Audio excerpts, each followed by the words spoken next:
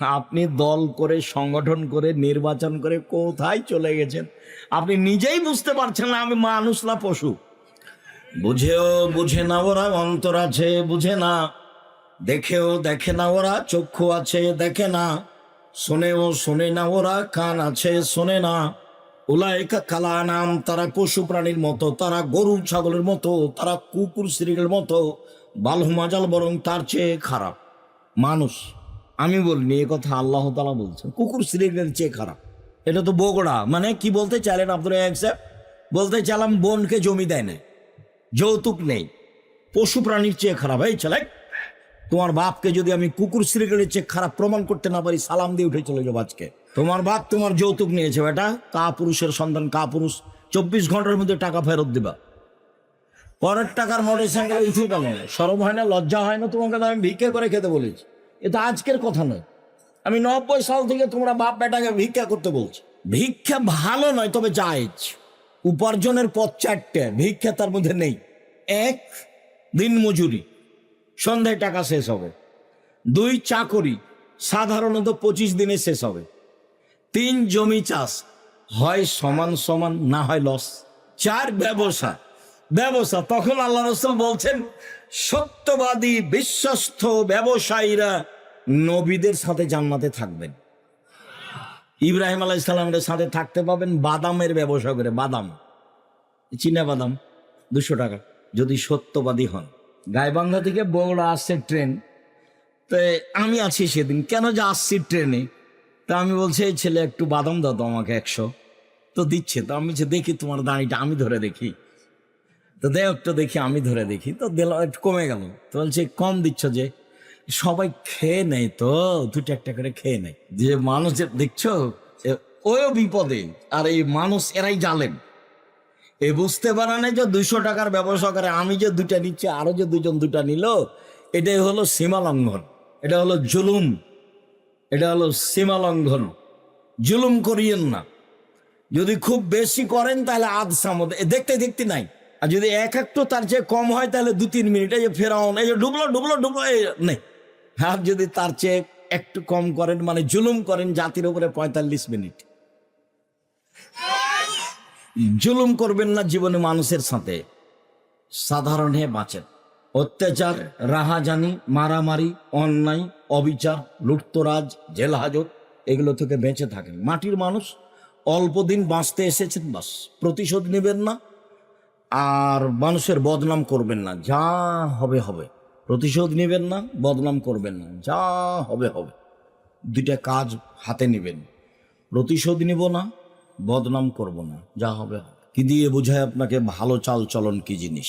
আমি আগে একটা দলিল পেশ করি, তারপরে এখানে আবার আসবো 2-1 মিনিটের জন্য ইনশাআল্লাহ। আবু দারদা রাদিয়াল্লাহু তাআলা আনহু বলেন, রাসূল সাল্লাল্লাহু আলাইহি ওয়াসাল্লাম বলেছেন, ইন্না আসকালা শাইইন ইদাউ ফি মিজানিল মুমিনি ইয়াউমাল কিয়ামা খুলুকুন হাসান।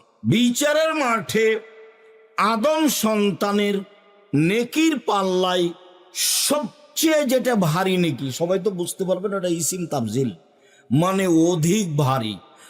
সবচেয়ে যেটা ভারী নেকি চাপানো হবে সেটা হলো সদাচরণের নেকি।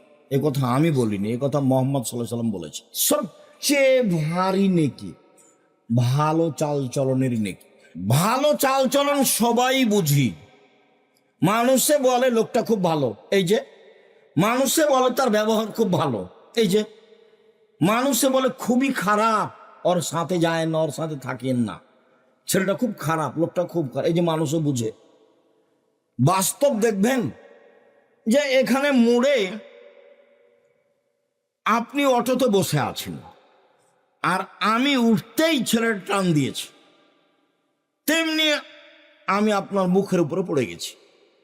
তখন আপনি বলছেন বসেন বসেন বসেন, কোনো সমস্যা নেই, বসেন বসেন, কোনো সমস্যা নেই। একটু পরে আর একটা অটোতে একজন বসে আছে, আর একজন উঠে না বসতে ও টান দিয়েছে। তখন ও একবারে ওর উপরে হুমড়ি খেয়ে পড়ে গেছে। তখন বসে থাকা লোকটা বলছে, চোখ নাই, চোখ নাই, দেখতে পান না, হিসাব করে গাড়িতে ওঠেন না, বিবেচনা নেই। কোনটা ভালো লাগলো আপনাকে? তাহলে আমরা সবাই ভালো চালচলন বুঝি। ভালো চালচলন খুব দিনের মতো বুঝি। এবার বুঝলাম যে ভালো চালচলন সবাই বুঝি, আর এটাও অবগত হলাম যে নেকির পাল্লায় সবচেয়ে ভারী নেকি ভালো চালচলনের নেকি।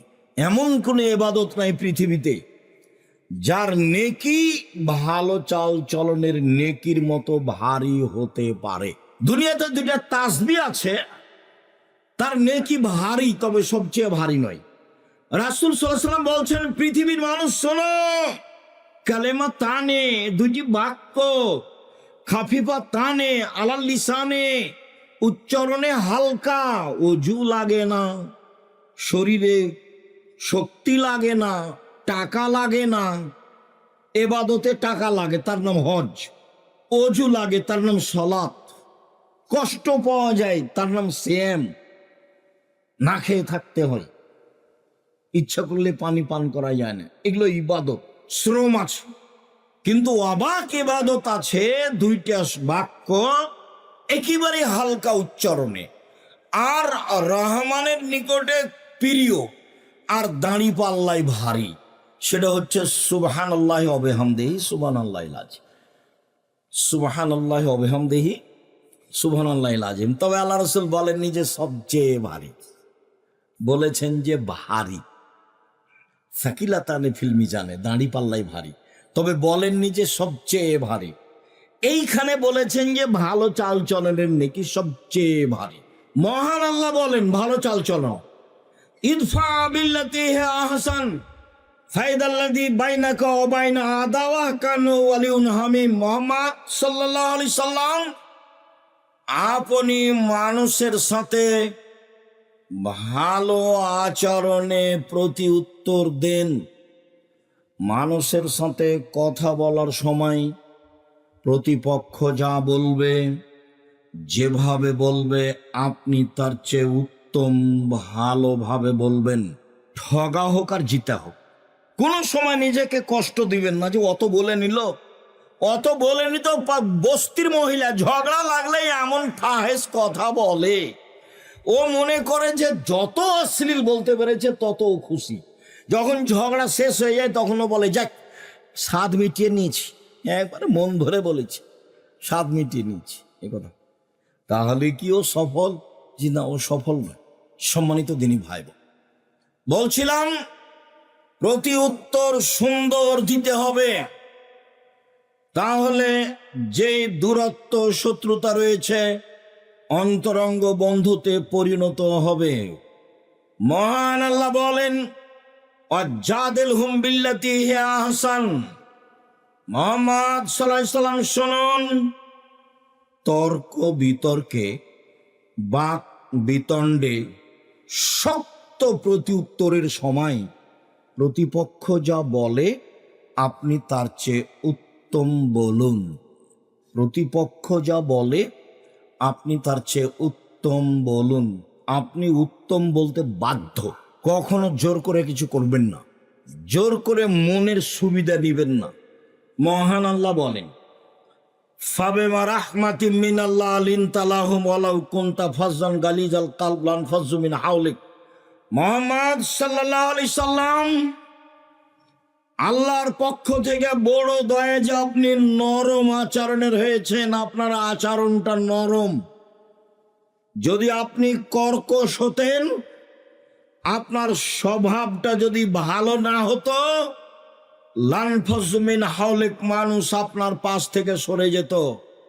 শুনুন, ফাফু আনহুম, আপনি মানুষকে মাফ করুন। জীবনে প্রতিশোধ নেবেন না, শুধু মাপ, প্রতিশোধ নেই, শুধু মাপ। দেখা যাক কি হয়, কত লস হয়। শুনুন, ওয়াস্তাগফির লাহুম, আপনি মানুষের জন্য ক্ষমা চান। আপনাকে গালি দিয়ে যে পাপ করেছে, আপনি পাল্টা বলুন, আল্লাহ ও আমাকে গালি দিয়ে পাপ করেছে, তুমি তাকে ক্ষমা করে দাও। প্রতিপক্ষর সিম গাছ, আপনার সিম গাছ প্রতিবেশীর ছাগলে কেটে দিয়েছে, একবারে সিম ধরবে এই সময়, তখন প্রতিপক্ষ কিছু গালি দিয়েছে, তো আপনার স্ত্রীও গালি দিয়েছে, তখন আপনি বাড়িতে আসতে আপনার স্ত্রী আপনাকে বলেছে, তখন আপনি বলেন তাকে গিয়ে যে আপনার ছাগলে আমার সিম গাছ খেয়ে নিয়েছে, এই জন্য আমার স্ত্রী আপনাকে কিছু বলেছে, তাই আমি ক্ষমা চাইতে এসেছি। পারবেন? ইনশাল্লাহ। চুপ হয়ে গেলেন যে? আজকে এখান থেকে উঠে বড় ভাইকে ক্ষমা করে দিতে হবে, ওরই কারে গন্ডগোল হয়েছে, কথা হয় না অনেক দিন থেকে। আর আপনার মায়ের সাথেই ছেলে, তোমার মায়ের সাথে তোমার চাচি যেটা বড়, ওর সাথে আর কথা হয় না। গন্ডগোল কিন্তু তোমার চাচির কারণেই হয়েছে। তোমার মাকেই ক্ষমা নিতে হবে, আজকেই নিতে হবে, আজকেই। এবং নির্বাচন করতে গিয়ে যত মানুষের বদনাম করেছো 24 ঘন্টার মধ্যে ক্ষমা নিতে হবে। আর জীবনে এগুলো কাজ করিও না, এই কাজে আসিও না। উপার্জন একটা বাছাই করো, প্রয়োজনে বাদাম বিক্রি, প্রয়োজনে কলা বিক্রি, এই পথে আসিও না, এই পথ জায়েজ নয়। মহান আল্লাহ বলেন, আল্লাযীনা ইনফিকুনা ফিস সাররাই ওয়াজ যাররাই ওয়াল কাযিবিনাল গায়জ ওয়াল আফিনা আনিন নাস। পৃথিবীর মানুষ, 3 শ্রেণীর মানুষ জান্নাত পাবেই। 1, সচ্ছল অসচ্ছল অবস্থায় দান করে যে। 2, রাগকে দমন করে যে। 3, মানুষকে মাফ করে যে। এরা জান্নাতে যাবেই।